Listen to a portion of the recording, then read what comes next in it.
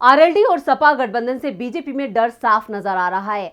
BJP का आला नेतृत्व और सीएम योगी लगातार अपने चुनावी भाषणों में सपा मुखिया अखिलेश यादव को लेकर जहर उगलते हैं, लेकिन आरएलडी के मुखिया जयंत चौधरी पर बीजेपी के रुख में कुछ नरमी नजर आती है। क्या बीजेपी जयंत को लेकर सॉफ्ट राजनीति कर रही है या बीजेपी ने अब भी अपने दरवाजे जयंत चौधरी के लिए खुले छोड़ रखे हैं? ये वो सवाल हैं जो लगातार यूपी विधानसभा चुनावों में खड़े हो रहे हैं, लेकिन इन सवालों के बीच जयंत ने अपना रुख बिल्कुल साफ कर दिया है। वो बीजेपी के पाले में कभी नहीं जाने वाले हैं और यूपी में बीजेपी को हराकर ही दम लेंगे। नमस्कार, मैं हूं परवीन शेख। आज की स्पेशल रिपोर्ट में आपका बहुत बहुत स्वागत है। आज की इस रिपोर्ट में चर्चा करेंगे कैसे जयंत ने बीजेपी को उसके ही दांव से दी है मात। आरएलडी मुखिया जयंत चौधरी को राजनीति विरासत में मिली है। उनके दादा चौधरी चरण सिंह यूपी के सीएम बने और फिर देश के प्रधानमंत्री भी रहे।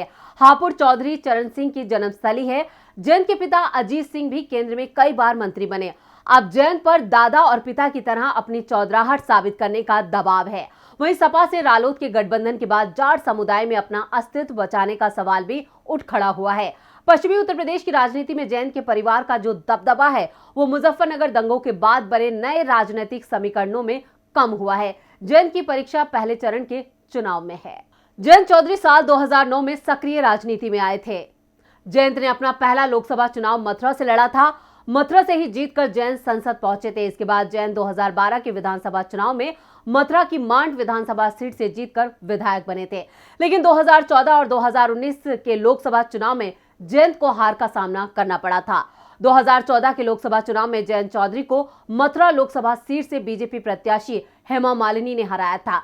2019 के लोकसभा चुनाव में जयंत बागपत सीट से मैदान में थे और इस बार भी जयंत चौधरी संसद नहीं पहुंच सके थे। महज 3 दिन बाद उत्तर प्रदेश चुनाव के पहले चरण में होने वाली वोटिंग बीजेपी समेत हर राजनीतिक दल के लिए किसी अग्नि परीक्षा से कम नहीं है, क्योंकि पहले और दूसरे चरण से ही प्रदेश की चुनावी हवा का रुख साफ हो जाएगा। कल चुनाव प्रचार खत्म हो रहा है। ऐसे में सभी दल आज चुनाव प्रचार के लिए अपने सभी वादे और घोषणाओं की पोटली खोलकर रख देंगे। हालांकि पहले चरण में 11 जिलों की 58 सीटों पर मतदान होना है, लेकिन ये इसलिए भी महत्वपूर्ण है कि इनका नाता उस जाट लैंड यानी पश्चिमी यूपी से है जहां किसान आंदोलन से लगी आग की तपिश अभी भी बरकरार है। इसलिए दिल्ली से सटे नोएडा से लेकर मुजफ्फरनगर तक और अलीगढ़ से लेकर मथुरा आगरा तक यहां की हर एक सीट बीजेपी के लिए जितनी महत्वपूर्ण है, उतनी ही अखिलेश यादव और जयंत चौधरी की जोड़ी के लिए भी ज्यादा अहम है, क्योंकि उन्हें इसी इलाके में सबसे ज्यादा समर्थन मिलने की उम्मीद है। लेकिन पिछले चुनाव में बीजेपी की झोली सीटों से भर देने वाले जाटलैंड के किसान इस बार किसका साथ देंगे, ये तस्वीर अभी तक साफ नहीं हो पाई है और शायद वो इसे आखिरी वक्त तक साफ करना भी नहीं चाहते। दिल्ली के बॉर्डर पर तकरीबन 13 महीने तक चले किसान आंदोलन का सबसे बड़ा चेहरा बनकर उभरे भारतीय किसान यूनियन के प्रवक्ता राकेश टिकैत बीजेपी सरकार के खिलाफ तो खुलकर बोल रहे हैं, लेकिन वो साथ किसका देंगे ये पत्ते राकेश टिकैत ने फिलहाल नहीं खोले हैं। लेकिन इशारों ही इशारों में वो कई बार बता चुके हैं कि उनका समर्थन सपा आरएलडी गठबंधन के साथ है। वेस्टर्न यूपी वो इलाका है जहां हार जीत का फैसला एमजे यानी मुस्लिम जाट ही तय करते हैं, लेकिन साल 2013 में मुजफ्फरनगर में हुए दंगों ने दोनों समुदायों के बीच नफरत की खाई को इतना गहरा कर दिया था कि जाटों का बाकी सभी दलों से ऐसा भरोसा टूटा कि उसने बीजेपी को ही अपना सबसे बड़ा खैरख्वाह मान लिया था। साल 2014 के लोकसभा चुनाव और उसके बाद साल 2017 में हुए यूपी विधानसभा चुनावों में जाटों ने हर जगह भगवा लहराने में कोई कंजूसी नहीं बरती, लेकिन केंद्र सरकार के 3 कृषि कानून लाने और लंबे आंदोलन के बाद उसे वापस लेने के फैसले के बावजूद किसानों का गुस्सा शांत नहीं हुआ है। इस इलाके में सारा दारोमदार किसानों पर है। इसलिए बीजेपी नेताओं को भी यह एहसास है कि पहले चरण की 58 सीटों में से आधी सीटें हासिल कर पाना भी जलते हुए अंगारों पर चलते हुए अपने पैर बचा लेने से कम नहीं होगा, क्योंकि 2 लड़कों की जोड़ी ने जाट मुस्लिमों को फिर एकजुट करने के लिए अपनी पूरी ताकत झोंक कर रख दी है और वो बीजेपी के खिलाफ किसानों की नाराजगी को अपने पक्ष में भुनाने के लिए कोई कोर कसर बाकी नहीं रखना चाहते।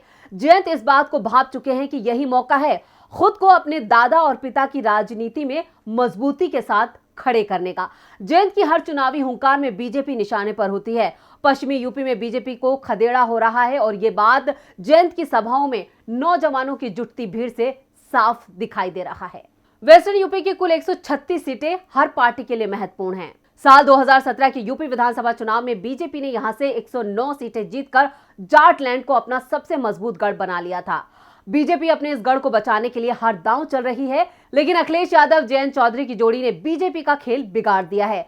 किसानों की नाराजगी का फायदा उठाते हुए जयंत चौधरी और अखिलेश यादव की जोड़ी ने बीजेपी के गढ़ में सेंध लगा दी है, लेकिन बीएसपी सुप्रीमो मायावती इस गठबंधन के मंसूबों पर कुछ हद तक पानी फेरने का काम कर रही हैं। यूपी में इस बार सीधी लड़ाई बीजेपी और सपा आरएलडी गठबंधन के बीच है।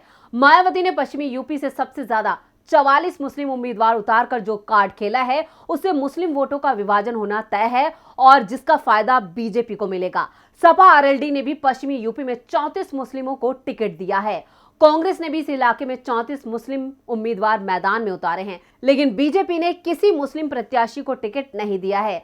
इस तरह जाटलैंड में 28 ऐसी सीट है जहां सपा, बसपा और कांग्रेस के मुस्लिम उम्मीदवार आमने सामने हैं। जाहिर है कि इससे इन सीटों पर वोटों के बंटने की संभावना बढ़ गई है और यही बीजेपी के लिए खुश होने की वजह बन सकती है। दिलचस्प बात यह भी है कि जिन सीटों पर सपा रालोद गठबंधन ने मुस्लिमों को टिकट नहीं दिया, वहां बीएसपी ने खास तौर पर मुसलमान उम्मीदवारों को टिकट देकर सारा समीकरण बदल दिया है। कांग्रेस ने भी कमोबेश यही रणनीति अपनाई है। वहीं एआईएमआईएम के नेता असदुद्दीन ओवैसी की पार्टी ने भी 90% मुस्लिम उम्मीदवारों पर दांव चला है। ऐसे में बड़ा सवाल यही है कि बीजेपी के लिए राकेश टिकैत यहां पर बड़ी मुसीबत बनेंगे या फिर मायावती बनेंगी उसकी खेवनहार। और इन सब के बीच जयंत चौधरी अपने तल्ख तेवर से यूपी की सियासत में लगातार गर्मी पैदा कर रहे हैं और वो बता रहे हैं कि बीजेपी के लिए इस बार यूपी में सिर्फ खदेड़ा होने वाला है। उधर अखिलेश ने भी ये साफ कर दिया है कि प्रदेश की जनता योगी बाबा को वापस मठ भेजने का मन बना चुकी है। यूपी चुनावों में अपने नए राजनीतिक समीकरणों के साथ मैदान में उतरी अखिलेश और जयंत की जोड़ी इस वक्त सत्ता पर काबिज बीजेपी को उसी की चालों से मात दे रही है। यूपी विधानसभा चुनाव के पहले चरण में पश्चिमी यूपी की 58 सीटों पर 10 फरवरी को वोट डाले जाएंगे। ऐसे में आरएलडी प्रमुख जयंत चौधरी ने अपने गढ़ में प्रचार के लिए घोषणाओं और वादों की झड़ी लगा दी है और ऐसा ही एक ऐलान जयंत ने जेवर विधानसभा क्षेत्र में कर दिया, जहां गुर्जर मतदाता हार जीत तय करता है। शनिवार को गौतम बुद्ध नगर की जेवर विधानसभा सीट के चौरोली गांव में जनसभा में गुर्जर सम्राट मिहिर भोज को याद करते हुए जयंत ने कहा कि जेवर एयरपोर्ट का नाम बदलकर सम्राट मिहिर भोज के नाम पर रखा जाएगा। इसके अलावा उनकी एक विशाल प्रतिमा भी बनवाई जाएगी। आपको बता दें कि जेवर एयरपोर्ट सीएम योगी का ड्रीम प्रोजेक्ट है और योगी इसे बीजेपी सरकार की बड़ी उपलब्धि बताते हैं। ऐसे में जयंत के इस ऐलान के बाद योगी की बेचैनी बढ़ना लाजमी है। दरअसल पहले 2 दौर की जिन सीटों पर मतदान होना है, उनमें 2 दर्जन सीटों पर गुर्जर मतदाता निर्णायक स्थिति में है।